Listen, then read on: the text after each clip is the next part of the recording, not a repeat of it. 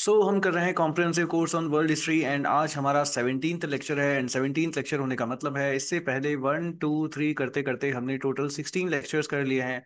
And we hope कि इन 16 lecture के जो नोट्स हैं वो आपके वेल प्रिपेयर्ड होंगे और ये सारे के सारे लेक्चर्स आपके वेल रिवाइज भी होंगे। यस सर, ये सब हमने बहुत अच्छे से पढ़ लिया है। एंड अब हम क्या पढ़ रहे थे? तो हम लोग सर पढ़ रहे थे world War 1 and world War 1 की एंडिंग के ऊपर हम आ चुके थे। किसके ऊपर? एंडिंग के ऊपर जो हम लोग यहाँ पे आ चुके थे। तो हमने डिस्कस कर लिया था कि वर्ल्ड वॉर 1 से पहले आपके पास क्या क्या इवेंट्स होते हैं। उसके बाद हमने डिस्कस किया था कि during the world war event आपके पास यहाँ पे किस किस तरीके से चीजें हुई, क्या क्या ग्रुप्स आपके पास बने थे, कैसे कैसे लड़ाइयाँ वगैरह हुई थी, वो सब हमने डिस्कस किया था। एंड आज हमको डिस्कस करना है कि सर ये ना एंड कैसे होता है आपके पास यहाँ पे। तो देखो सब्जेक्ट आपके पास कैसे चलेगा, तो हम यहाँ पे एंड डिस्कस करेंगे, एंड के बाद इसके इम्पैक्ट जो है वो डिस्कस किए जाएंगे। एंड जो भी ट्रिटीज वगैरह होती है वो आपके पास यहाँ पे डिस्कस करी जाएगी। उसके बाद क्या होता है, इन सब की वजह से आपके पास जो वर्ल्ड का जो ऑर्डर था पहले का, वो वर्ल्ड का पूरा ऑर्डर आपके पास कैसा हो जाता है, चेंज जो है आपके पास हो जाता है। एंड फिर इसी तरीके से यही चेंज आपको आगे लेकर के जाता है वर्ल्ड वॉर नंबर 2 की तरफ। किसकी तरफ? तो सेकेंड वर्ल्ड वॉर की तरफ जो है आपको यहाँ पे लेकर के जाता है। तो इस पूरे सिस्टम को हमें समझना है कि किस तरीके से ये चीजें जो है आपके पास यहाँ पे होगी, कि सर हम कैसे वर्ल्ड वॉर 1 को खत्म करके जो है आपके पास यहाँ पे स्टार्ट हुए थे एंड हमने ट्रीटी करी। एम हमारा हमेशा यही रहेगा कि ऐसी लड़ाई वापस कभी भी होना। बट आप देखोगे तो बहुत ही जल्दी वापस इससे भी भयंकर लड़ाई जो है आपके पास वर्ल्ड वॉर 2 जो है आपके पास यहाँ पे जो है वो हो जाता है। तो देखेंगे कि किस तरीके से सबसे पहले हमको एंडिंग समझनी है, एंडिंग के बाद में उस एंडिंग के इम्पैक्ट हमको समझना है कि ओवरऑल इम्पैक्ट जो है आपके पास यहाँ पे क्या है। और यहाँ से क्वेश्चनिंग बहुत ही ज्यादा जो है आपके पास यहाँ पे जो है वो होती है। और ये जितना भी टॉपिक है वो आपके आगे सारे सब्जेक्ट्स के अंदर लिंकेजेस हमारे पास यहाँ पे तो देखते हैं। सर 1914 के अंदर युद्ध की हुई थी शुरुआत और जून 28 1990 का टाइम आता है जब हम करते हैं Treaty of Versailles. And Treaty of Versailles के थ्रू वर्ल्ड वॉर 1 जो है आपके पास ऑफिशियली यहाँ पे क्या हो गया था, तो खत्म जो है आपके पास यहाँ पे हो जाता है। ये आपके अलाइड पावर्स एंड जर्मनी के बीच में जो है वो नेगोशिएट जो है वो होता है। बट ना अगर एक सही तरीके से समझा जाए तो जर्मनी जो है इसके अंदर सिर्फ नाम का था। जर्मनी से एक्चुअली कुछ भी पूछा जा था नहीं रहा। सब कुछ अलाइड पावर्स जो थे वही अपनी मन मर्जी से जो है आपके पास यहाँ पे जो है वो डिसाइड जो है वो कर रहे थे। और बेसिकली अगर देखा जाए तो जर्मनी के ऊपर जो है ये आपके पास ट्रीटी ना एक्चुअली सिर्फ थोपी गई थी आपके पास यहाँ पे। इन टोटल हम देखते हैं तो 15 पार्ट्स है, 440 आर्टिकल्स जो है आपके पास इसके अंदर आपके पास यहाँ पे लिखे जाते हैं। एंड बाउंड्रीज जो है वापस से रीअसाइन करी गई थी, जो एरियाज वापस जर्मनी ने लिए थे वो अलास्का वाला रीजन एंड वापस दे दिया गया था। एंड जो अलाइज आपके पास यहाँ पे थे, अलाइड पावर्स आपके पास थे, वो लोग भी इस चीज को लेकर के कि भाई जर्मनी के साथ ना कैसा ट्रीटमेंट किया जाए। यस, जर्मनी के साथ कैसा ट्रीटमेंट जो वो किया जाए, इसको लेकर के ना इनके भी आपस में मतभेद थे। फ्रांस वाले चाहते थे कि बदला लो बदला लो बदला लो, क्योंकि जर्मनी वालों ने हमारे साथ बहुत ज्यादा इन्वेजन किया है। तो फ्रांस वाले चाहते थे कि हम जर्मनी की बिल्कुल कमर ही तोड़ के रखेंगे, जर्मनी को ऐसा सबक सिखाओ कि जिंदगी में वापस जो है वो कभी ऐसा सोच भी ना सके कि हमारे ऊपर जो है वो हमला करो। जबकि अगर हम दूसरी पावर्स को देखते हैं जैसे कि ब्रिटेन वगैरह को देखते हैं तो वो सोचते हैं कि इतना हार्श भी नहीं होना चाहिए। अगर हमने इतनी हार्श ट्रीटी आपके पास यहाँ पे साइन कर दी, इतनी हार्श ट्रीटमेंट अगर हमने जर्मनी वालों के साथ किया, तो फिर आगे जाकर के क्या होगा कि वो उस ट्रीटी को सह तो पाएगा नहीं और वो फिर से आपके पास यहाँ पे रिवॉल्ट कर देगा। यस, वो फिर से जो है आपके पास यहाँ पे रिवॉल्ट कर देगा। तो इस तरीके से जो अलाइड पावर्स थी वो भी आपके पास क्या होती है, आपके पास यहाँ पे स्प्लिट जो है उनके अंदर हो जाता है कि भाई किस तरीके से क्या चाहिए जो है आपके पास यहाँ पे होनी चाहिए। सो अगर हम देखते हैं तो अलाइड पावर्स के बीच में भी आपके पास यहाँ पे स्प्लिट जो है वो हो जाता है। फ्रांस कहता है कि भाई हम लोग तो ऐसे बिल्कुल क्रिपल डाउन ही कर देंगे, जर्मनी को परमानेंटली डिस्ट्रॉय ही जो है आपके पास यहाँ पे कर दो। क्यों? क्योंकि जर्मनी ने जो है इनके ऊपर इन्वेजन किया था 1817 में, 1914 में। तो वो चाहते थे कि हम ना जर्मनी को इतना वीक कर देंगे कि हमारी सिक्योरिटी जो है वो कैसी हो जाए, एंश्योर आपके पास यहाँ पे जो हो जाए। सो फ्रेंच लीडर्स क्या चाहते थे, वो चाहते थे break Germany into smaller states, कि इसको छोटे छोटे स्टेट्स के अंदर तोड़ दो ताकि ये वापस जो है कभी भी खिद के खड़े होकर के जो है हमारे पास सामने जो है वो आ ना सके। जबकि अगर हम ब्रिटेन को देखते हैं, अगर मैं यूएसए को देखूं, तो वो लोग कहते हैं कि नहीं, too harsh treaty would bleed the resentment in Germany, कि अगर आपने बहुत ज्यादा हैश ट्रीटी अगर आपने कर दी तो फिर ये क्या करेंगे, ये वापस से आपके पास यहाँ पे रिवॉल्ट जो है आपके पास यहाँ पे आएंगे। इतना बड़ा ह्यूमिलेशन जो है ये आपके पास यहाँ पे सह नहीं पाएंगे, गुस्सा और भी ज्यादा आपके पास यहाँ पे बढ़ जाएगा। और फिर इन सब के अंदर एक डिजायर आएगी, एक इच्छा आएगी कि हमको क्या लेना है, हमको लेना है बदला। यस सर, तो एक बदले की भावना जो है आपके पास यहाँ पे आएगी। And which will lead to an another war in future, जिसकी वजह से आपके पास फ्यूचर में एक और आपके पास फिर से एक और लड़ाई जो है आपके पास यहाँ पे हो जो है वो सकती है। क्लियर? तो इस वजह से ब्रिटेन और यूएसए वाले कहते हैं कि भैया हमको ये कंप्लीट डिस्ट्रॉयल वाली जो चीज है ना ये हमको नहीं करनी चाहिए। यस, कंप्लीट डिस्ट्रॉयल वाली चीज चीज है। ये जो है हमको आपके पास यहाँ पे नहीं करना चाहिए, हमको कुछ मिडिल रास्ता जो है आपके पास यहाँ पे अपना लेना चाहिए। और अब देखते हैं कि ट्रीटी ऑफ वर्सलिस आपके पास यहाँ पे जो है वो किस तरीके से होती है। तो सबसे पहले हम लोग यहाँ पे देखते हैं कि बहुत सारी टेरिटरीज जो आपके पास थी उसको जो है वापस जर्मनी से लेकर के यूरोप के अंदर जो है वो बांट दिया आपके पास जाता है। जैसे कि जो लॉरेन अलास्का वाला रीजन है उसको वापस आपके फ्रांस को दे दिया गया। यूक्रेन मॉर्नेस है, लमड़ी आपके पास है, वो बेल्जियम को दे दिया गया। ठीक है, डेनमार्क के पास भी आपके पास है नॉर्थ, क्या नाम है इसका, सेल्सविक आपके पास रीजन आ गया। वेस्ट प्रुशिया है, पोजन है, ये पोलैंड के पास आ गए। पोलैंड को अगर हम देखते हैं तो सिलिसिया का भी पोर्शन आपके पास यहाँ पे जो है वो मिल जाता है। दांजिंग पोर्ट जो है वो आपके पास इंटरनेशनलाइज कर दिया गया था, and that it is what it was to be a free city administered by the League of Nations. जो League of Nations Woodrow Wilson के 14 पॉइंट्स के अकॉर्डिंगली जो बनते हैं, वो कहते हैं कि भाई हम लोग इसको क्या करेंगे, फ्री सिटी एडमिनिस्टर जो हम लोग आपके पास करेंगे। तो इस तरीके से देखते हैं तो टेरिटरी जो है आपके पास यहाँ पे बहुत ज्यादा रीस्टोर जो है आपके पास यहाँ पे जो है वो करी गई थी। उसके बाद अगर हम जर्मनी की तरफ से देखें कि भाई जर्मनी को सर इस ट्रीटी के अंदर ना क्या चीज आपके पास यहाँ पे मिली, तो अभी जो हम लोग इसको देखेंगे ना, अभी ये जस्ट इतना सा नहीं है, ट्रीटी ऑफ वर्सलिस बहुत बड़ी है। इसको मैं 3-4 बार पढ़ेंगे हम आज में। ठीक है, 3-4 बार जो हम लोग यहाँ पे पढ़ेंगे, एक एक बार पहले देखते हैं कि जर्मनी के पास क्या होगा। देखो मैं आपको ना एक बार क्रक्स समझाता हूँ कि कोई भी ट्रीटी हो रही है उसमें होगा क्या। कोई भी ट्रीटी होगी उसमें एक तो टेरिटोरियल चीजें वापस करी जाएगी कि भाई तुम्हारे पास जो भी तुमने हमारी जमीन हड़प ली थी वो वापस दे दो, एक पहला पॉइंट होगा। दूसरा पॉइंट आपके पास यहाँ पे लगाया जाएगा कि हम तुमको फ्यूचर में इतनी बड़ी आर्मी वापस रखने ही नहीं देंगे। तो उनकी आर्मी को जो है वो कम किया जाएगा। हर ट्रीटी में हम आगे आने वाली 5-6 भी ट्रीटीज पढ़ेंगे, उन सारी ट्रीटी में ये आपके पास होगा कि हम आपको जो है इतनी बड़ी आर्मी अब आगे नहीं रखने देंगे। ये जर्मनी के साथ भी होगी, आगे भी जो भी ट्रीटीज होगी उन सब के साथ भी आपके पास सेम चीज जो है होगी।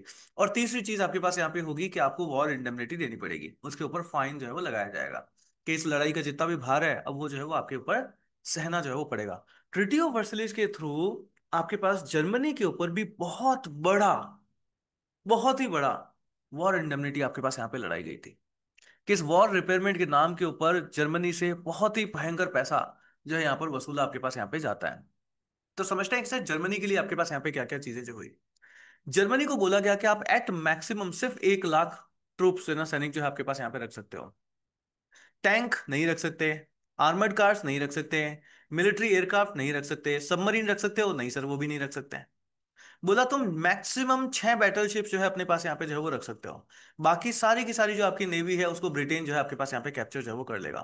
एंड 66 मिलियन पाउंड्स का, 6600 मिलियन पाउंड्स का इनके ऊपर वॉर इंडेमनिटी जो है आपके पास यहाँ पे जो है वो लगा दी जाती है। एंड अगर मैं ग्रीनलैंड आपके पास यहाँ पे देखूं तो उसको परमानेंटली डीमिलिटराइज आपके पास जो है वो कर दिया जाता है। सो अगर हम लोग इन ओवर देखें तो huge war indemnity of 6600 million pounds was imposed on Germany. The actual amount was not decided at Versailles, actual amount आपके पास यहाँ पे डिसाइड हुआ भी नहीं था। इसके लिए बाद में आपके पास अलग अलग से जो है वो मीटिंग्स आपके पास होती है। So it was announce later in 1921 में हम लोग यहाँ पे देखते हैं तो आपके पास अनाउंस होता है। बट अब एक चीज सोचो, क्या ये 6600 आपके पास यहाँ पे 6600 मिलियन पाउंड्स, ये आपके पास यहाँ पे, अब समझना यहाँ से स्टोरी वापस कैसे बढ़ती है आगे। तो ये जो 6600 आपके पास मिलियन पाउंड्स देने हैं अब जर्मनी को, अब जर्मनी ये दे नहीं पाएगा। क्यों? क्योंकि जर्मनी के पास पैसा नहीं है, इतना पैसा आप कहां से लेकर के आओगे। तो जर्मनी जो है वो दे नहीं पाता है। तो जब जर्मनी ये दे नहीं पाता है तो अब जितने भी यूएसए वगैरह हैं ये लोग आएंगे और जर्मनी को बोलेंगे कि हम तुम्हें लोन देते हैं। यस, हम आपको लोन देते हैं। एंड जो इकोनॉमी के अंदर हमने पढ़ा था ना कि लोन रिपेमेंट वाली चीजें आपके पास चलती है, वो सेम चीजें आपके पास यहाँ पर भी जो है वो चलने लग जाती है। तो डॉज प्लान आपके पास आता है, यंग प्लान आपके पास आता है, जिसके अंदर क्या करेंगे, ये जो रिपेमेंट वाला अमाउंट है, पहले जैसे इसकी एक ड्यूरेशन रखी जाती है कि भाई 6600 मिलियन यूरोस जो है आपको यहाँ पे देने हैं, मिलियन पाउंड्स आपको यहाँ पे देने हैं, ये आपको लेट से 5 साल में देना है। अब जर्मनी दे नहीं पाएगा, जर्मनी दे नहीं पाएगा तो यहाँ से यूएसए वाले और आएंगे बोलेंगे हम जो है तुमको लोन दे देते हैं, उसके बाद आप दे दो, एंड इसकी टेन्योर जो है हम बढ़ा देते हैं, किस्तें बांध देते हैं। करेक्ट, ये चीज होगी। फिर जर्मनी उसको एक्सेप्ट करेगा, ये चीज होगी। फिर उसको भी जर्मनी वापस रिपे नहीं कर पाएगा, तो उसको रिन्यू करने के लिए वापस आपके पास यंग्स प्लान होता है। Yes, Dawes plan, Young plan, ये दो याद रखना है। ये क्या है? ये है जर्मनी के रीपेमेंट को करने के लिए जर्मनी को दिया हुआ लोन। कौन सा रीपेमेंट? जो ट्रीटी ऑफ वर्सलिस के अंदर वॉर वॉर इंडेमनिटी जर्मनी के ऊपर लगाई गई थी। याद हो गए? क्या क्या कौन कौन से लिख रहा हूं मैं, कौन कौन से बता रहा हूं मैं? एक तो डॉस प्लान आपके पास है, और एक यंग्स प्लान है। ये किस लिए है? कि जर्मनी के ऊपर जो वॉर इंडेमनिटी आपके पास यहाँ पे लगाई गई है, जर्मनी के ऊपर जो वॉर इंडेमनिटी आपके पास यहाँ पे लगाई जाती है, उसको ही रिपेमेंट के लिए जो है आपके पास यहाँ पे कराई जाती है। क्लियर? तो अगर हम ट्रीटी ऑफ वर्सलिस को देखें तो यहाँ पे ना ये जो ट्रिटी करी गई थी विदाउट जर्मन इनपुट जो है वो करी गई थी। इसमें जर्मनी का तो जो है आपके पास कोई इसी तरह का कोई इनपुट जो है वो था ही नहीं इनके ऊपर। एक्चुअली ये सिर्फ जो है वो आपके पास थोपी जाती है। और इसकी वजह से क्या होगा, तो it expose the clash of visions. Clash of visions यहाँ पे आपके पास देखेंगे। फ्रांस कहता है कि भैया इसको पनिश करो, जर्मनी को बहुत ज्यादा परमानेंटली वीक कर दो। ब्रिटेन और यूएसए कहते हैं कि नहीं नहीं इतना भी जो है वो नहीं करना है। अल्टीमेटली देखते हैं तो आपके पास यहाँ पे ट्रिटी जो है आपके पास हो जाती है। Ended up being harsh enough to humiliate Germany but not harsh enough to stop its recovery. कि इतनी हार्श तो हुई कि उसने इसको जो है वो बिल्कुल ह्यूमिलेट आपके पास यहाँ पे कर दिया, बट इतनी हार्श भी नहीं हुई कि जर्मनी फिर से रिकवरी नहीं कर पाया। और क्योंकि अब इतनी हार्श नहीं है कि जर्मनी फिर से रिकवरी ना कर पाए, इसलिए जर्मनी वापस क्या करेगा, जर्मनी वापस रिकवरी भी करेगा। हिटलर आएगा और हिटलर कहेगा एता नो चॉलबे, हम नहीं मानते। यस, एकता नो चॉलबे, हम नहीं मानते। ये सारी ट्रीटी की सारी जो टर्म्स है वो धरी की धरी रह जाएगी। हिटलर अपना काम कर जाएगा। यस, तो ये भी आपके पास आगे किस तरीके से चलता है तो वो देखते हैं। सो समझ आया अभी तक ट्रिटी ऑफ वर्सलिस में क्या हुआ है कि sir treaty of Versailles allied powers versus Germany होना था, बट जर्मनी का कोई रोल ही नहीं है इसमें। उसको बस बिठा दिया, बोला तुम तो बस बैठ करके देखो। फिर अलाइड पावर्स में भी स्प्लिट था कि इनको जो वो कितना पनिश करना है। फ्रांस कह रहा है ऐसा पनिश करो कि दोबारा कभी उठ ना पाए। ब्रिटेन यूएसए कह रहे हैं कि इतना ज्यादा पनिश भी ना करो कि वो वापस अभी जो है वो उठ पाए। ये इस वजह से अलाइड पावर्स में भी स्प्लिट होता है। उसके बाद इस ट्रिटी की टर्म्स क्या क्या रखी गई, तो पहली टर्म आपके पास रखी जाती है, एक आप सोल्जर्स कम करोगे कितने, 1 लाख। आपकी जो मैक्सिमम नेवी है वो ब्रिटेन रख लेगा। 6 बैटलफील्ड जो है, बैटलशिप जो है आप वो रख सकते हो। बाकी सारी जो आर्मर्ड कार्स वगैरह कुछ भी आप यहाँ पे रख नहीं सकते। रिहिनलैंड को डीमिलिटराइज जो है आपके पास यहाँ पे कर दिया गया था। करेक्ट। तो ये सारी चारी एंड 6600, यस, मिलियन पाउंड्स, इतना ही का जो है आपके पास वॉर इंडेमनिटी लगाई जाती है। अब ये जब वॉर इंडेमनिटी जर्मनी पे नहीं कर पाएगा तो इसके रीपेमेंट प्लान्स आते हैं। इसके रीपेमेंट प्लान्स आते हैं कौन कौन से, एक डॉस प्लान आएगा और एक यंग्स प्लान आएगा। अब जो है वो उनको समझते हैं। क्लियर। तो ये बात समझ आई ना कि सर ये ट्रिटी हार्श होनी थी, बट इतनी हार्श भी नहीं हो पाई कि जर्मनी इससे रिकवर ना कर पाए, और इस वजह से जर्मनी आपके पास यहाँ पे बाद में रिकवर जो है वो कर जाएगा। सो देखिए क्या क्या चीजें आपके पास यहाँ पे हुई। सो 1924 के, so देखो the treaty of Versailles was bitterly criticised by German. German को ये आपके पास नहीं होता। जर्मनी वालों के साथ भी अभी हम आगे देखेंगे कि जर्मनी वालों को भी लगता है कि ना हमारे साथ बहुत बड़ा धोखा हुआ है। ये लड़ाई में हार जर्मनी वालों के लिए बहुत बड़ा धोखा है। एक्चुअली मैं आपको कहानी बताता हूँ, कहानी क्या है। कहानी है कि जर्मनी की जो सेना होती है ना वो गई हुई होती है लड़ने के लिए फ्रांस में। ठीक है, और पीछे से जो जर्मनी के जो पॉलिटिशियंस होते हैं वो जो है वो घुटने टेक देते हैं। अब आर्मी वहां पर लड़ रही है। आर्मी को पता ही नहीं कि भाई हमारी जो है वो सेना को मतलब हारा हुआ जो है घोषित किया जा चुका है। और जो पॉलिटिशियंस थे उन्होंने घुटने टेक दिया कि चलो ठीक है हम जो है वो ट्रीटी को एक्सेप्ट कर लेते हैं। तो आर्मी को लगता है कि हमारे साथ जो है वो क्या हुआ है, धोखा हुआ है। दूसरी चीज जो वहां के लोग थे, आर्मी को लगता है बिट्रेल हुआ है कि भाई हमारे पॉलिटिशियंस ने हमको जो है वो कहना कि बिट्रे कर दिया, हमको वहां पे लड़ने भेज दिया और यहाँ पे जो है हमारे हम खुद ने घुटने टेक दिए। दूसरी चीज वहां से आर्मी वापस लौटी भी नहीं, तो लोगों को भी लगता है कि हारे हैं नहीं हारे हैं, क्या हुआ क्या है। क्यों, क्योंकि आर्मी जो गई थी वापस आई नहीं लड़ने लड़ करके। तो ये चीजें भी आपके पास यहाँ पे जो होती हैं। तो समझते हैं अभी आगे की क्या क्या चीजें जो है वो होती है। बड़ी इंटरेस्टिंग ट्रीटी है ये। क्लियर। जैसा, सो 5 साल तक फ्रेंच और बेल्जियम ने बहुत हार्शली ट्राई किया कि भाई हम जो है इस ट्रीटी को एनफोर्स जो है वो करेंगे। बट आगे जाकर के हम देखते हैं तो 1922 के अंदर जो है आपके पास यहाँ पे रूर का ऑक्यूपेशन कर लिया जाता है। 1924 के अंदर अगर हम देखें तो एंग्लो अमेरिकन का फाइनेंशियल प्रेशर आता है। एंड जिसकी वजह से फ्रांस को यहाँ पे जो हार्शली वो इस ट्रीटी को यहाँ पे इम्पोज करवा रहा था उसको अब स्केल डाउन करना पड़ता है कि नहीं भाई तुम इतना ज्यादा हार्शली जो है वो नहीं जा सकते हैं। एंड अब यहाँ से एक तो आपको डॉस प्लान पढ़ना है, एक यंग प्लान जो है हम लोगों को यहाँ पर पढ़ना है। ये दो चीजें जो हम लोगों को पढ़नी है कि डॉस प्लान और यंग प्लान जो है वो क्या थे। तो मेन चीज ये क्या होगा, मेन चीज होगा ये सब कुछ लोन। किस लिए, कि सर जर्मनी को जो रीपेमेंट करना था उसको हेल्प करने के लिए जो है ये आपके पास यूएसए वगैरह जो है आपको लोन देंगे। वो आपके पास होता है Dawes plan and Young plan. तो 1924 के अंदर आपके पास यहाँ पे डॉस प्लान जो है वो आ जाता है। समझते हैं डॉस प्लान आपके पास यहाँ पे क्या है। तो डॉस प्लान क्या होता है, सिंपल के, just give me a second, मैं यहाँ ले लेता हूँ। अच्छा हाँ ठीक है।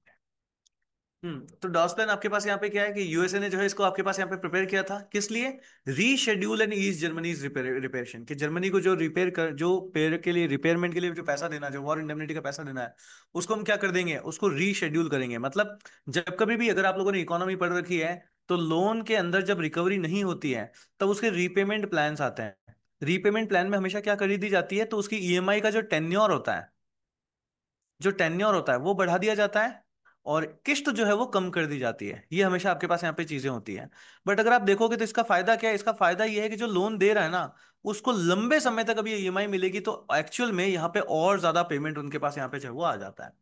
क्लियर? तो ये एक्चुअल में देखो तो जर्मनी को कंगाल होने वाली कहानियां जो है ये आपके पास जो है वो थी। क्लियर? ये समझ आया कि कैसे रीपेमेंट प्लान्स आपके पास यहाँ पे होते हैं? अगर नहीं समझ आता है तो इकोनॉमी का कोर्स जो है वो देखिए, उसमें आपको ये पूरा जो है वो समझ में आएगा। सो डॉस प्लान के अंदर क्या था, इसको रीशेड्यूल यहाँ पे किया गया। रीशेड्यूल मतलब ऑब्वियसली क्या होगा, इसका टेन्योर बढ़ा देंगे, और जो ईएमआई इसकी थी उसको जो है आपके पास यहाँ पे कम कर देंगे। सो जर्मनी का annual payment was reduced to more manageable levels, कि उसको मैनेजेबल लेवल्स जितना ये दे सके उतने ही लेवल के अंदर ये जो है लेकर के आ गए, एंड उस टेन्योर को आपके पास यहाँ पे बढ़ा दिया। So US banks gave loans to Germany to pay their reparation and rebuild. And यहाँ से अगर हम लोग देखते हैं तो फ्रांस और बेल्जियम ने अग्री कर दिया कि चलो ठीक है, हम लोग जो है वो क्या करते हैं, रूस से जो है हमारी ट्रूप्स को भी जो है वो विड्रॉ आपके पास यहाँ पे जो है वो कर लेते हैं। अब इसका रिजल्ट क्या निकलेगा, इसका रिजल्ट निकलेगा कि जर्मनी को, क्योंकि पहले क्या होता था, जर्मनी जितना भी कमा रहा है उसको एज एन वर्ड इंडेमनिटी दे देना है। बट अब जब इतना पैसा नहीं देना है, तो जो थोड़ा पैसा बच गया वो अब वो अपनी रिकवरी के अंदर लगा देगा। यस, वो अपनी रिकवरी के अंदर लगा देगा। और यही पैसा आप आगे जाकर के देखोगे ना, जर्मनी को फिर से एक बार खड़ा कर देगा। क्या करेगा, जर्मनी को एक बार फिर से आपके पास यहाँ पे खड़ा करने के जो है वो काम आ जाता है। अब समझते हैं आपके पास चीजें जो है वो होती कैसी है। तो जर्मनी के साथ ये डॉस प्लान आया, बट इसके अंदर जो रिड्यूस ईएमआई देनी थी ना, जर्मनी ने वो भी नहीं दी। जर्मनी ने वो भी देने से आपके पास यहाँ पे मना कर दिया। मना क्या कर दिया, मतलब वो दे ही नहीं पाया।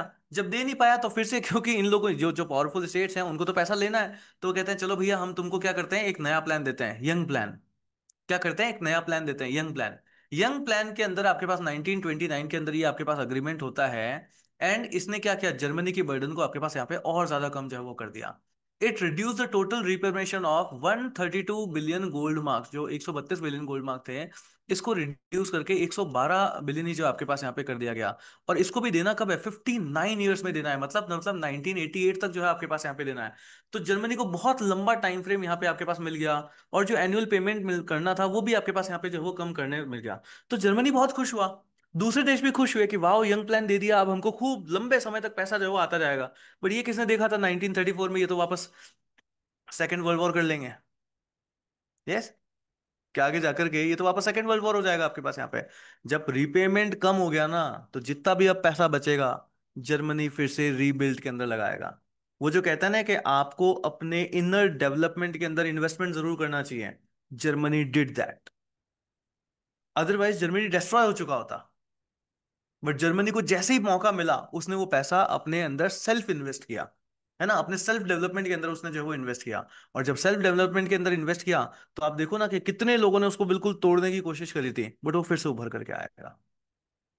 यस, इसलिए कहते हैं सेल्फ इन्वेस्टमेंट क्या होता है, बहुत ज्यादा इंपॉर्टेंट होता है, करना चाहिए हमेशा। समझ आया कि कैसे ये डॉस प्लान और यंग्स प्लान की वजह से जर्मनी के ऊपर जो रीपेमेंट का भार था वो कम हो गया। और जब वो कम हो गया तो जर्मनी को पैसा मिला, जर्मनी को मौका मिला कि वो खुद को क्या कर सके, फिर से रिकवर कर सके।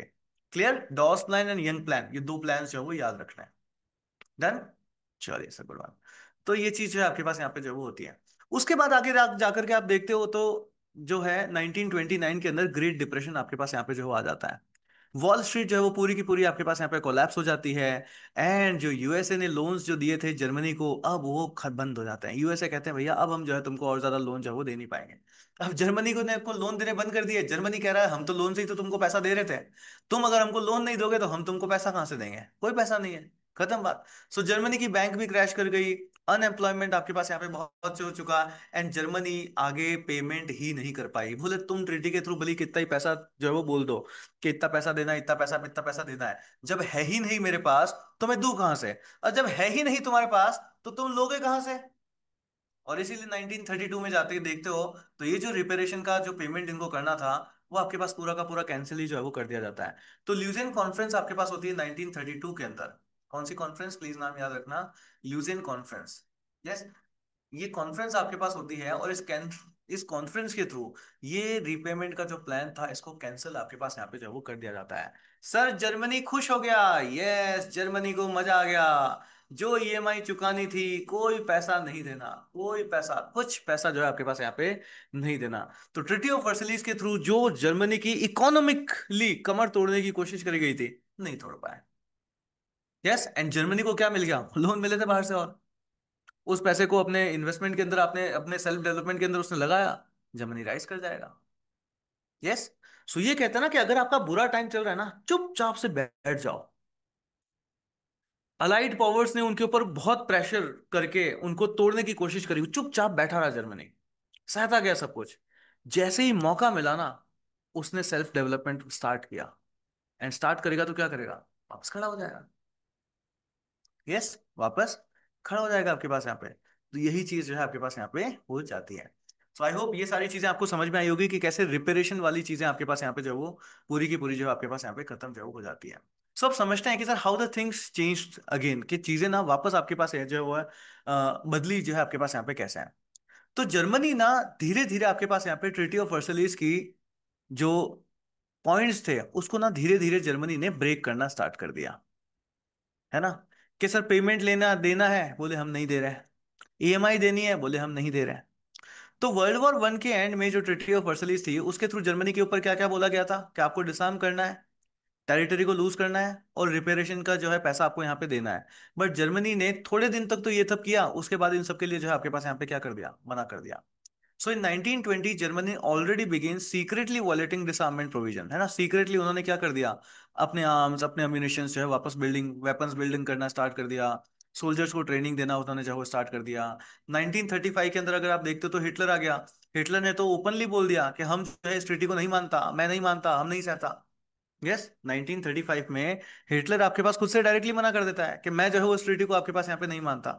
तो सबसे फर्स्ट इंसिडेंट क्या होता है कि जर्मनी ने सीक्रेटली ट्रीटी ऑफ वर्सलिस को जो है मानने से आपके पास यहाँ पे धीरे धीरे जो है वो इनकार आपके पास कर देता है। उसके बाद हम देखें तो आपके पास यहाँ पे टेरिटोरियल एक्सपेंशन होने लगते हैं। क्या चीज? टेरिटोरियल एक्सपेंशन अगर हम लोग यहाँ पे देखें तो ये जो है आपके पास यहाँ पे होने लग जाते हैं। तो 1938 के अगर मैं देखूं तो ऑस्ट्रिया को जो है आपके पास यहाँ पे जर्मनी के अंदर जो है वो एनेक्स कर लिया, एनेक्स ऑस्ट्रिया इनटू जर्मनी। 1938 के अंदर देखते हो तो आपके पास ये सुडेनलैंड जो आपके पास है, म्यूनिच एग्रीमेंट आपके पास यहाँ पे होता है। So it took German speaking parts of Czechoslovakia with Britain and France, ये आपके पास ले लेते हैं। मार्च 1939 तक देखते हो तो ये मिमल वाला जो आपके पास यहाँ पे है, जो लुथीनिया जो है आपके पास, या रेस्ट ऑफ चेकोस्लोवाकिया है, उस रीजन को भी जो है आपके पास यहाँ पे ले लेते हैं। अब इन सबसे क्या होगा?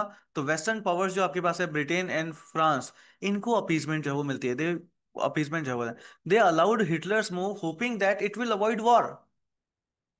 यस, जब आप किसी को बहुत ज्यादा दबा देते हो ना, इसको समझना, जब आप किसी को बहुत हार्शली दबा देते हो और अगर वो थोड़ा सा उठने की कोशिश करेगा ना, तो आप हमेशा उसको थोड़ा सा अवॉइड करोगे कि अगर कहीं हमने इसको रोका तो ये कहीं रिवॉल्ट ना कर दे, इसलिए करने दो, इट्स ओके, अवॉइड करो।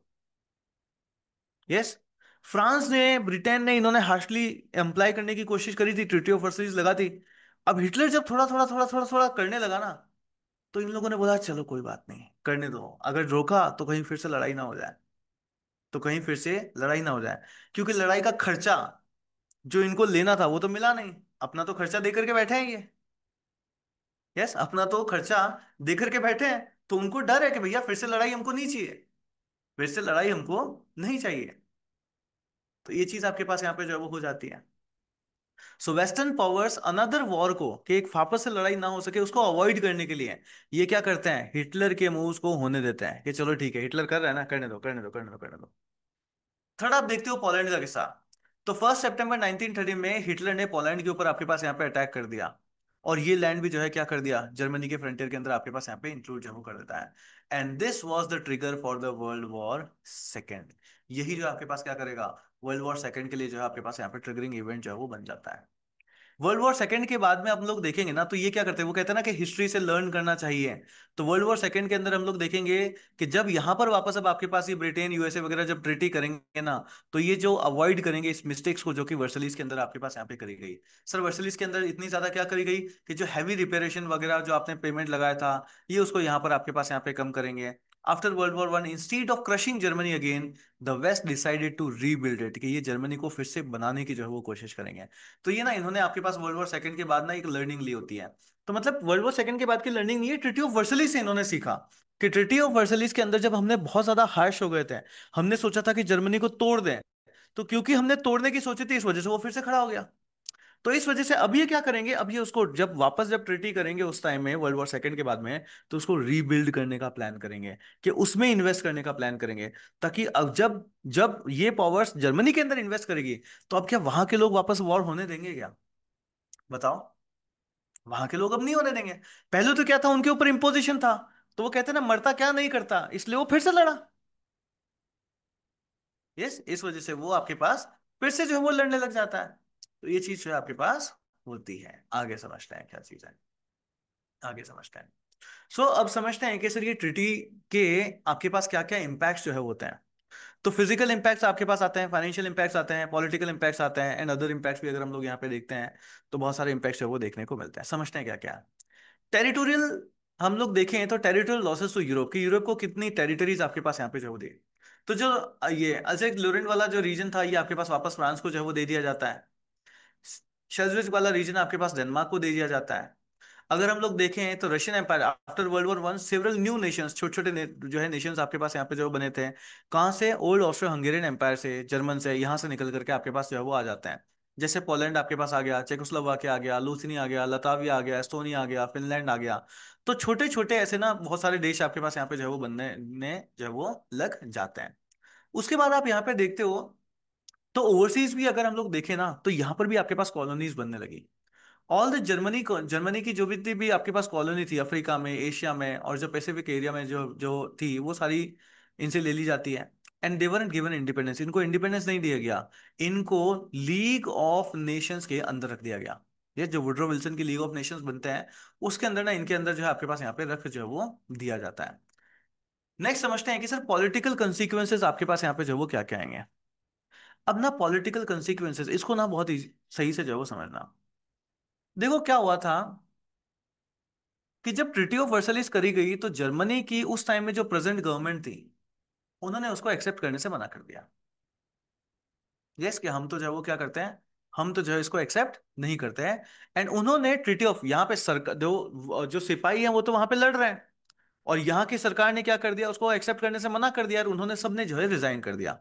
तो जर्मन गवर्नमेंट ने उस दिन ही, जिस दिन आपके पास ट्रिटी ऑफ वर्सलिस साइन करी जाती है, उसके बाद ये क्या करती है, पूरी की पूरी रिजाइन कर देती है। और रिजाइन कर देती है, कह देती है कि भाई हम तो जो है वो इसको रिफ्यूज नहीं करते हैं। अब उसके बाद आपके पास दूसरी गवर्नमेंट आती है, वेमर की गवर्नमेंट। एंड वेमर की गवर्नमेंट के पास कोई चारा ही नहीं बचा था इन ट्रिटीज को, इस ट्रिटीज की जो पॉइंट्स थे उसको एक्सेप्ट करने के अलावा, उसके पास और कोई चॉइस थी नहीं। तो उसको जो है वो क्या करना पड़ा, उसको जो है वो एक्सेप्ट करना पड़ा। तो ये एक पॉलिटिकल चेंजेस आपके पास आता है कि सर जो प्रेजेंट गवर्नमेंट थी वो क्या करी, पूरी की पूरी रिजाइन कर गई, और एक नई गवर्नमेंट आपके पास आती है, वेमर गवर्नमेंट। अब देखो, क्योंकि वेमर गवर्नमेंट ने ट्रिटी की पॉलिसीज को मान लिया, अब मान लिया तो मान लिया, तो जनता तो उसको क्रिटिसाइज करेगी कि नहीं करेगी? यस, जनता तो क्या करेगी, क्रिटिसाइज करेगी।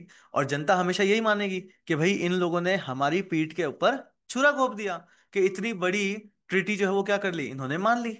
ये ट्रिटी हमको नहीं माननी थी, बट इन्होंने जो है मान ली। और इस वजह से अगर हम लोग देखेंगे ना, तो वेमर की गवर्नमेंट के अगेंस्ट में जर्मनी में ही रिवोल्ट हो जाता है। समझ आ रहा है ना क्या चीजें चल रही हैं?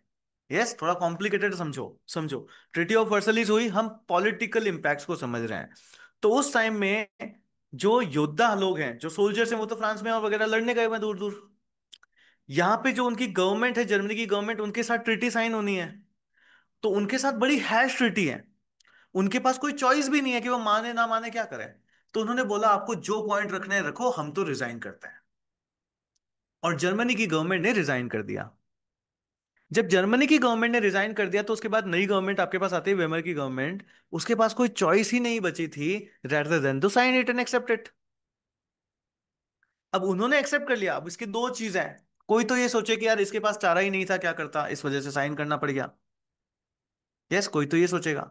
एंड कोई क्या सोचेगा, कोई सोचेगा कि इन्होंने जानबूझ करके एक्सेप्ट कर लिया, हमारी पीठ पे छुरा घोंपा गया है। तो ये सारी चीजें आपके पास यहाँ पे जो है वो होती हैं। और इस वजह से अगर के जाके देखेंगे, तो इस गवर्नमेंट के अगेंस्ट में जर्मनी के अंदर रिवॉल्ट हो जाता है।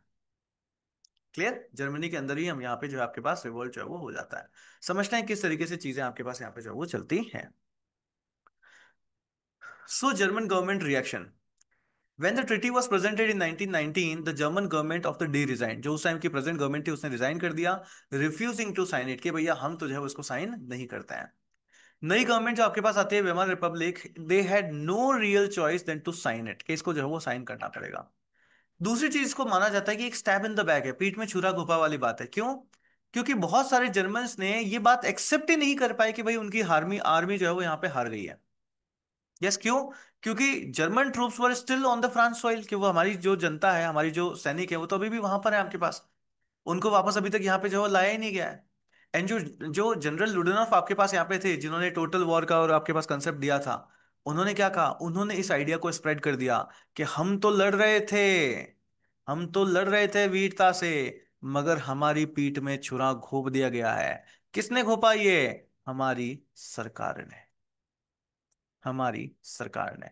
इन्होंने बोल दिया कि हमारे साथ ना स्टैब्ड इन द बैक हो गई है, कि हम तो जो है वो लड़ रहे थे, बट जो पॉलिटिशियंस थे उन्होंने हमारी पीठ पीठ के ऊपर जो है वो छुरा आपके पास यहाँ पे घोंप दिया।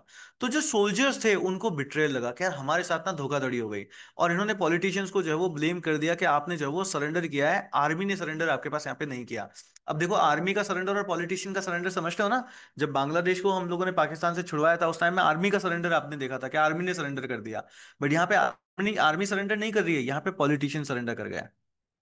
यस, यहाँ पर आपके पास पॉलिटिशियंस जो थे उस टाइम में, वहां के वो पॉलिटिशियंस जो है वो आपके पास यहाँ पे सरेंडर जो है वो कर जाते हैं।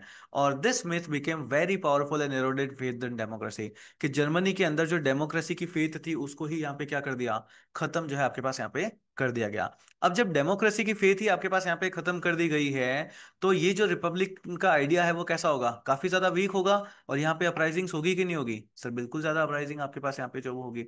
इसी वजह से हम लोग दो देखते हैं, एक तो आपके पास यहाँ पे काप पुष्ट देखते हो, और एक आपके पास मुनिक पुष्ट देखते हो। ये सब क्या है? तो ये सब जर्मनी की गवर्नमेंट के अगेंस्ट में करी गई अपराइजिंग्स आपके पास यहाँ पे जो है वो होती है। Clear? So the treaty didn't directly cause these uprisings but fueled anger and resentment that fed them, ये आपके पास हो जाती है। क्लियर यहां तक? यहां तक सभी को क्लियर है? यहां तक क्या सभी को क्लियर है? Yes, type done in the chat box अगर यहां तक सभी को क्लियर है, टाइप करिए डन, क्योंकि बहुत बड़ा सा टॉपिक है ना, एक साथ हो रहा है ये। टाइप डन यहां तक अगर समझ में है तो लिखिए।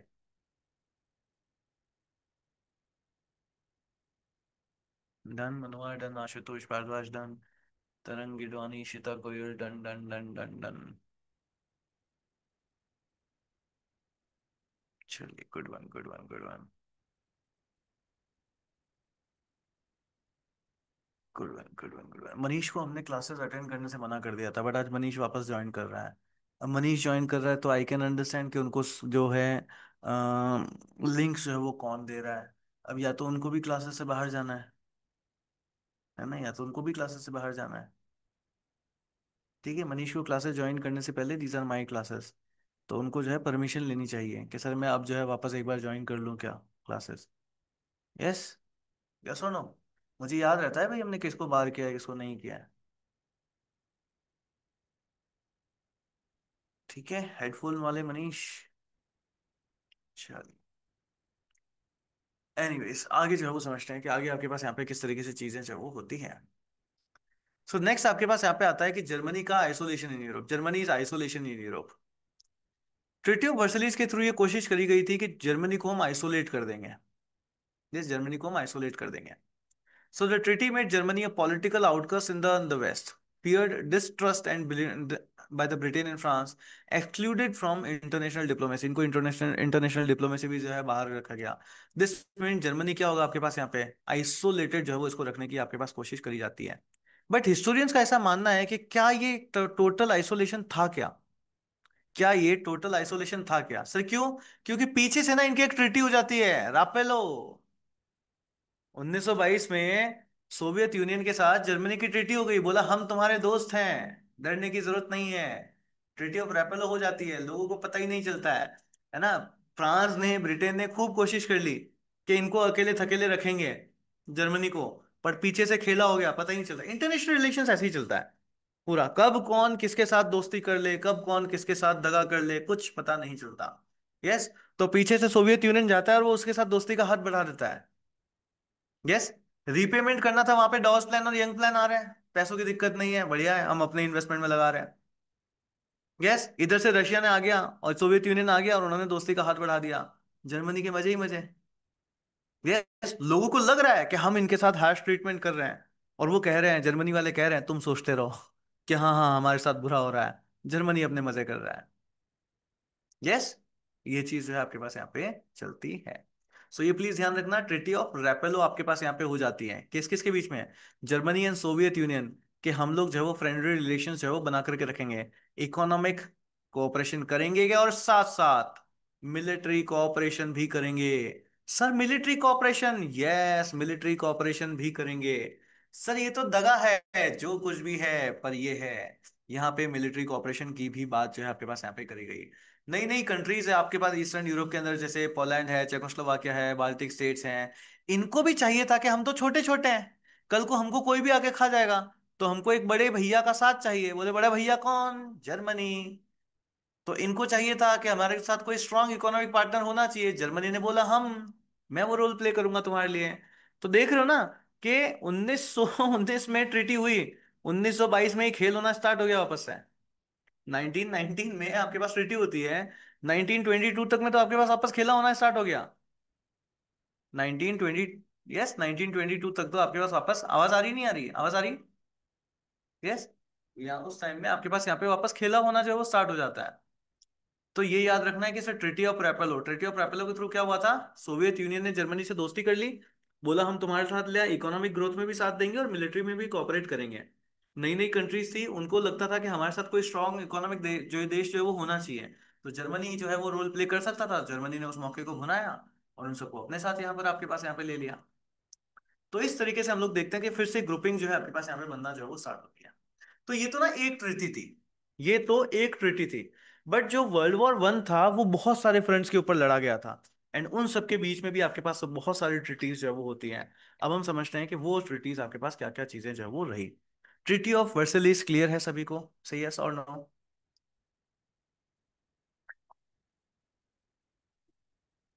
Yes. Treaty of Versailles clear है, नहीं है? ट्रीटी ऑफ वर्सलिस क्लियर है, good one good one. Treaty of Versailles clear है, गुड। ये जो है वो क्लियर होनी चाहिए। डन। चलिए, मजा आ रहा है नहीं पढ़ा था?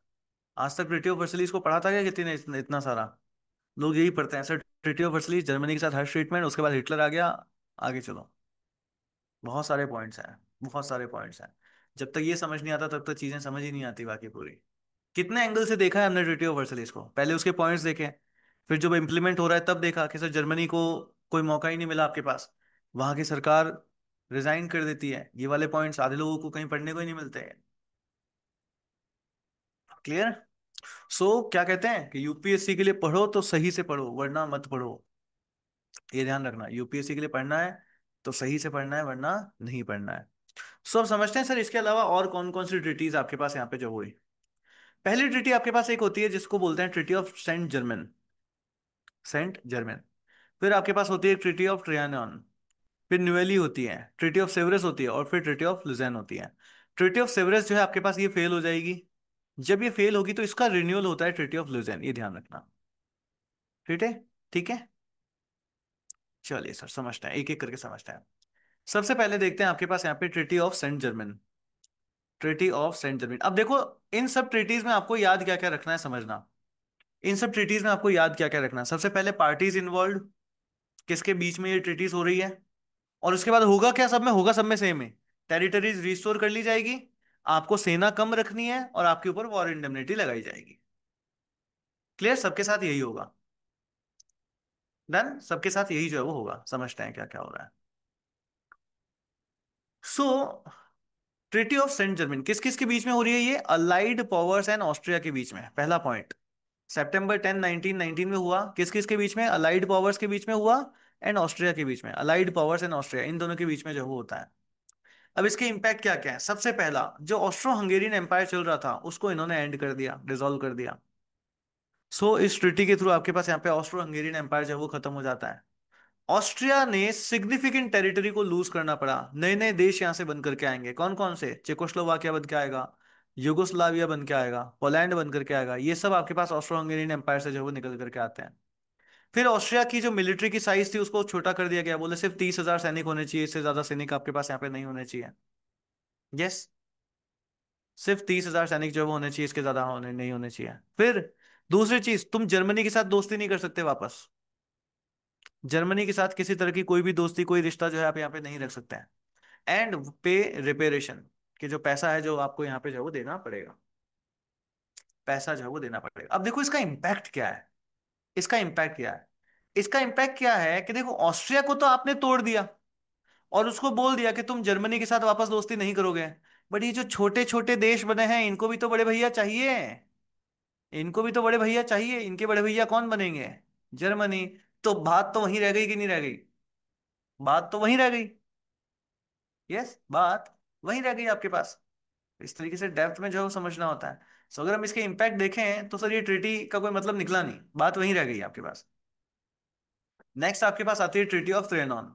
ट्रीटी ऑफ त्रेनॉन ये स्पेसिफिकली हंगरी के साथ डील करती है, ध्यान रखना, स्पेसिफिकली हंगरी के साथ डील करती है। स्पेसिफिकली हंगरी के साथ डील जो है वो करती है ये। Clear? Specifically it deals specifically with Hungary. अब देखो इसके अंदर आपके पास यहाँ पे होगा क्या क्या। सबसे पहले टेरिटोरियल लॉसेस आपके पास यहाँ पे होंगे, मिलिट्री रेस्ट्रिक्शंस भी लगाए जाएंगे, और रिपेरेशन के बारे में भी बोला जाएगा। टेरिटोरियल लॉसेस मतलब इनकी 2/3 टेरिटरी और 60% ऑफ इस पॉपुलेशन लॉस्ट गई। ट्रांसिल्वेनिया वाला जो रीजन है वो आपके पास रोमानिया को दे दिया गया। स्लोवाकिया जो है आपके पास, रुथेनिया आपके पास है, ये आपके पास चेकोस्लोवाकिया के पास चले गए। क्रोएशिया, स्लोवेनिया, ये नई किंगडम्स आपके पास बन गई सर्ब्स में, कोस्ट में। एंड बुर्गनलैंड जो आपके पास है, ये ऑस्ट्रिया को जो है आपके पास यहाँ पे दे दिया गया। क्लियर? मिलिट्री रेस्ट्रिक्शंस बोल दिया, 35,000 सैनिक बहुत है तुम्हारे लिए, और किसी तरह का कोई भी कॉन्स्ट्रक्शन जो है वो नहीं कर सकते हैं। और रिपेरेशन, पैसा जो है वो देना पड़ेगा। यस, पैसा जो है वो देना पड़ेगा। तो ये चीज आपके पास यहाँ पे हो जाती है। तो ये ध्यान रखना इसमें, ये देखो ये तो सारी छोटी छोटी बातें हैं। मेन ये ध्यान रखना कि ये स्पेसिफिकली हंगरी के साथ जो है वो हुई थी, बाकी सारी चीजें तो जो है वो लिखित हो गए। यस। सो ट्रिटी ऑफ ट्राइनन की वजह से ना आपके पास यहाँ पे क्या चीजें हुई, कि हंगरी ना बहुत ही ज्यादा छोटा हो गया। वैसे ही छोटा था और उसमें से भी इतने सारे छोटे छोटे स्टेट्स आपने निकाल दिए, तो हंगरी बहुत ही ज्यादा छोटा हो गया। हंगरी इतना ज्यादा छोटा हो गया कि वहां पे हंगेरियन स्पीकिंग लोग वो पॉपुलेशन ही बहुत ज्यादा एकदम से कम हो गई। यस, जो वहां की भाषा बोलने वाले लोग थे वो खुद ही आपस में बहुत ज्यादा कम हो गए। उन सब के अंदर बहुत ज्यादा डीप रिसेंटमेंट आ गया। उन सबको लगा कि हमारे साथ अन्याय हुआ है। क्या हुआ है? हमारे साथ अन्याय हुआ है। और ये जो हमारे साथ अन्याय हुआ वाली फीलिंग होती है ना, इसी को बोलते हैं ट्राइडेंट ट्रॉमा। इसी को बोलते हैं ट्राइडेंट ट्रॉमा। यस, इसी को बोलते हैं ट्राइडेंट ट्रॉमा। तो लोग ना वहां से आपके पास ट्रॉमेटिक ही हो गए थे कि हमारे साथ जो है वो अन्याय हो गया है। अब जब लोगों को का लगेगा कि हमारे साथ अन्याय हुआ है, तो वो फिर आगे वर्ल्ड वॉर 2 की तरफ जाएंगे कि नहीं जाएंगे? बताओ। अब ये लोग आगे वर्ल्ड वॉर 2 की तरफ जाएंगे कि नहीं जाएंगे? ऑब्वियसली जाएंगे। यस, तो अगर आपसे पूछा जाए कि ट्राइडेंट ट्रॉमा क्या है, यस, लिख सकते हो? तो ये चीज आपके पास यहाँ पे जो है वो होती है, आगे समझना है। सो ट्रिटी ऑफ त्रिनियन हम लोगों ने समझ लिया। नेक्स्ट आपके पास आती है ट्रिटी ऑफ नियोली। सो 1919 के अंदर आपके पास ये साइन करी जाती है बुल्गारिया एंड अलाइड पावर्स के बीच में। बुल्गारिया एंड अलाइड पावर्स के बीच में होगा क्या, वही वाली सारी चीजें। इनको भी टेरिटरीज देनी पड़ जाती है, Greece, Yugoslavia, Romania. Military and financial penalties इनके ऊपर भी लगते हैं। बोलते हैं 20,000 से ज्यादा सैनिक जो वो रखने की जरूरत जो है वो नहीं है। The territorial losses and reparation contributed to political instability and economic hardships in the country. Simple. So ये याद रखना है कि ये आपके पास किस किस के बीच में है, बुल्गारिया एंड अलाइड पावर्स के बीच में। यस। ट्रिटी ऑफ ट्राइडेन किसके बीच में? आपके पास स्पेसिफिकली हंगरी के बीच में है। ट्रिटी ऑफ सेंट जर्मन किसके पास में है? ऑस्ट्रिया के साथ में आपके पास यहाँ पे जो है डील करी जा रही है। और ट्रिटी ऑफ वर्सलिस किसके बीच में है? वो आपके पास डायरेक्टली जर्मनी के साथ डील जो है वो करी जा रही है। याद हो जाएगा ये सारा ही, याद हो जाएगा। सेंट जर्मन किसके साथ हुआ है? ऑस्ट्रिया के साथ। ट्राइडेन किसके साथ हुआ है? स्पेसिफिकली हंगरी के साथ में। ये स्पेसिफिकली हंगरी के साथ में आपके पास यहाँ पे हुआ है। और न्योली आपके पास यहाँ पे किसके साथ किया गया है? न्योली किसके साथ किया गया है, बताओ जल्दी से। न्योली को किसके साथ किया गया है? यस, न्यूली को किसके साथ, बुल्गारिया के साथ है ना, लाइट पावर्स के साथ। बस सिंपल, इतना सा याद रखना है, इतना सा याद रखना है। तो इस तरीके से ये सारी चीजें याद हो जाती है। नेक्स्ट आपके पास आती है ट्रीटी ऑफ सेवरस, बहुत ज्यादा इंपॉर्टेंट। अगेन मॉडर्न हिस्ट्री में इसके भी लिंकेजेस जो है आपके पास यहाँ पे जो है वो लगते हैं। सो 10 अगस्त 1920 को ट्रीटी ऑफ सेवरस आपके पास पेरिस के पास में जो है वो साइन करी जाती है आपके पास यहाँ पे। ये जो है वो ऑटोमन एम्पायर के साथ में डील करती है, जो कि मॉडर्न डे टर्की आपके पास यहाँ पे है। किस किस के बीच में हुआ, तो Ottoman Empire versus light powers जो है, इनके बीच में ये ट्रीटी जो है आपके पास यहाँ पे साइन जो है वो करी जाती है। क्लियर? यस। तो ये किसके साथ है, ऑटोमन एम्पायर के साथ में है आपके पास। इन्होंने अरब लैंड जो है आपके पास यहाँ पे जो है वो दे दिया गया है। एंड इसका पार्ट ग्रीस को दे दिया गया। इनकी भी आर्मी को रेस्ट्रिक्ट किया गया। एंड इनको भी इकोनॉमिकली आपके पास यहाँ पे जो है वो कंट्रोल जो है वो कर लेते हैं। बट इसमें ना एक मेन बात होती है, मेन क्या बात क्या होती है, कि जो टर्किश नेशनलिस्ट आपके पास यहाँ पे होते हैं, इन्होंने इसको रिजेक्ट कर दिया, बोले हम जो है इस ट्रीटी को नहीं मानते। एंड इन्होंने फाइट बैक किया। जब इन्होंने फाइट बैक किया, तो फिर इस ट्रीटी को ना मानते हुए नई ट्रीटी आपके पास वर्क करी जाती है, जिसको बोलते हैं ट्रीटी ऑफ लोजेन, जो हम आगे वाली नेक्स्ट ट्रीटी आपके पास यहाँ पे आती है। क्लियर? सो टेरिटोरियल, अगर हम लोग ट्रीटी ऑफ सेवरस में देखें तो टेरिटोरियल लॉसेस आपके पास यहाँ पे हुए थे।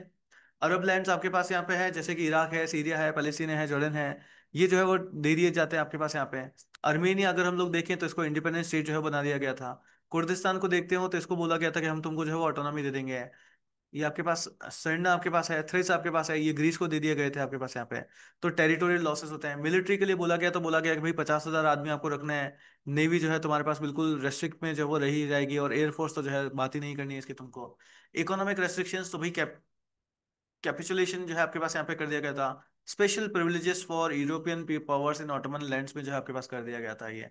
मेनली बस इकोनॉमिकली जो है इनको तोड़ दिया जाता है। बट मेन चीज इसमें ध्यान का रखना है, इसमें आपको ध्यान रख ये रखना है कि सर जो तुर्किश नेशनलिस्ट थे उन्होंने इसको नहीं माना। और जब नहीं माना, तो फिर इस ट्रीटी को रिप्लेस कर दिया जाता है बाय ट्रीटी ऑफ लुजेन। यस। अब बात आती है कि सर ये ना फेल क्यों हुई, ये जो ट्रीटी ऑफ सेवरस है, ये आपके पास यहाँ पे फेल जो है वो क्यों हुई।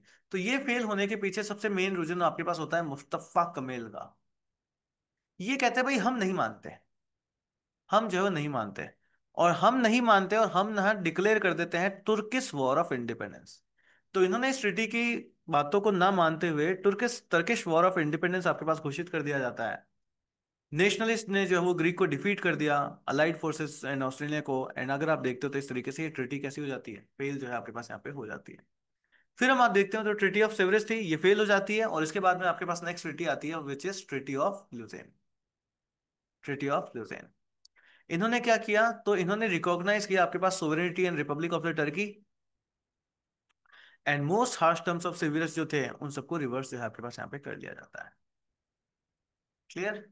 तो ये सारी चीजें आपके पास यहाँ पे होती हैं। अब देखो क्या सर यहाँ से क्वेश्चंस आते हैं, क्वेश्चंस अगर आप देखोगे ना, तो ऑप्शनल में, जीएस पेपर में भर भर के आपके पास यहाँ से क्वेश्चंस जो है वो आते हैं। ठीक है, कहते हैं ना कि कोई ऐसा साल नहीं जाता जिस टाइम में यहाँ से जो है वो सवाल आपके पास यहाँ पे नहीं आता। कहीं ना कहीं तो आपको इसके ऊपर क्वेश्चन जो है वो दिख ही जाएगा। तो देखो क्वेश्चंस क्या क्या आते हैं। अब जैसे इतना सब कुछ हमने, ये वर्ल्ड वॉर हमने खत्म कर लिया ना, वर्ल्ड वॉर फर्स्ट जो है हमने खत्म कर लिया। अब हम जहाँ वर्ल्ड वॉर सेकंड की तरफ जो है वो चलेंगे। यस, उसकी सारी ट्रीटीज हमने खत्म कर ली, उसके सारे इंपैक्ट्स हमने पढ़ लिए। जितना भी टेरिटोरियल वगैरह जो कुछ भी पढ़ना था वो सारा का सारा पढ़ लिया। अब एक बार क्वेश्चंस देखते हैं, और फिर जो है हम लोग वर्ल्ड वॉर सेकंड की तरफ जो है वो चलेंगे। सो समझते हैं क्या क्या चीजें आपके पास यहाँ पे जो क्या क्या क्वेश्चन जो है पूछे जाते हैं।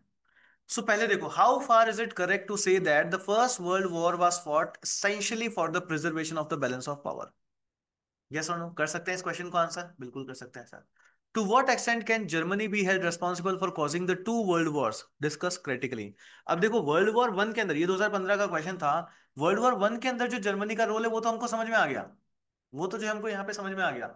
बट वर्ल्ड वॉर टू वो हम हमको आगे देखना है। बट आपको पता चल गया ना कि सर इस तरीके से क्वेश्चनिंग हमारे पास यहाँ पे आती है। सो ये क्या है सर, ये है आपका होमवर्क। क्वेश्चन करने हैं आपको। पहला question, discuss how the conclusion of the world war One contributed to the establishment of a new international political order shaped by power realignments and access to relevance in today's context. Second question आपके पास है, analyse the causes and consequences of the world war one. To what extent did the treaty of Versailles lay the ground work for world war second. तो ये जो है आपके पास यहाँ पे होमवर्क के दो क्वेश्चंस जो है आपके पास यहाँ पे होते हैं। क्लियर यहाँ तक सभी को? तो इन क्वेश्चंस को जो है आप लोगों को करना है। आज के लेक्चर को हम यहीं पे खत्म करते हैं, हमारा वर्ल्ड वॉर वन का टॉपिक जो है वो खत्म हो जाता है। So we winded up one topic. चलिए लेट मी पॉज इट।